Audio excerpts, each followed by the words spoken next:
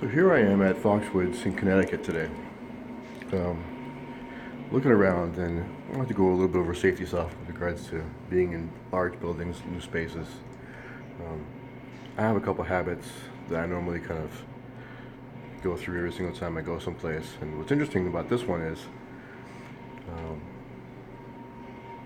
a lot of exits, a lot of signs to the exits, and we know down there will be a stairway exit. We'll be heading over to the elevators. You know, if there was something happening, you had to evacuate a building, everyone tells you avoid the elevators. And obviously I support that as well. It's tried and true. One of the problems I'm having with this particular building is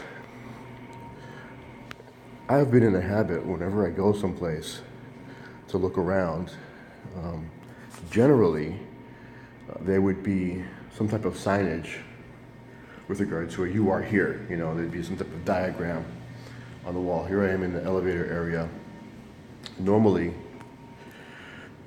there'd be some type of diagram on the wall that states, a diagram of the floor that you're on, your location, and where the immediate exits are. So, which isn't the case here, which is very surprising for such a large facility. I happen to know by walking by it that the stairs are here. And I'm up on the eighth floor. So, if people weren't paying attention, during an emergency, you get turned around real quick.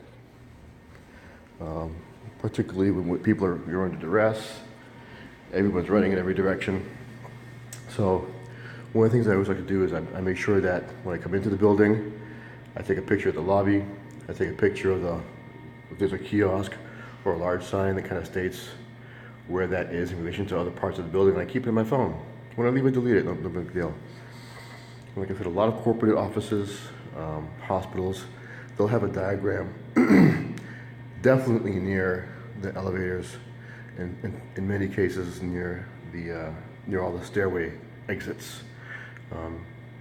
I'm assuming that's by local or state ordinance. Like I said, I'm surprised that Foxwoods here doesn't have those diagrams readily available. So if I were very panicked and rushing, I'd have to just kind of follow the signs, the exit signs, and hope that they lead me in a place that's the most direct route out from here. So here I am in the lobby. Got my little "you are here" map system. One of the other things to consider is this is the main entrance to this specific area. There are thousands of people in this building. If everybody wanted out, their first thought would be to come here. And there are a lot of doors, sure.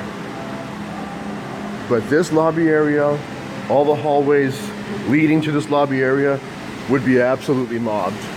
It would be very difficult to get out.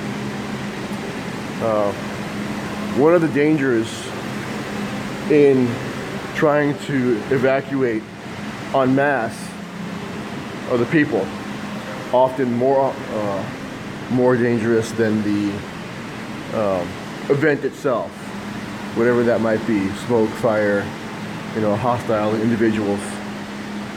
So you have the potential to being crushed and trampled on the way out, losing the members of your party, your family.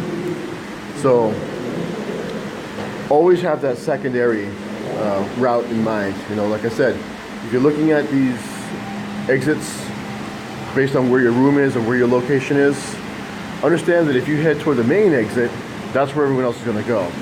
So you want to be considering second and third routes for emergency egress. Anywhere that will allow for a little bit easier escape from the area is what you kind of want to do. It'll allow you to more safely be able to navigate where you are, keep control of your party, of your family, whoever you're with, and do it more quickly.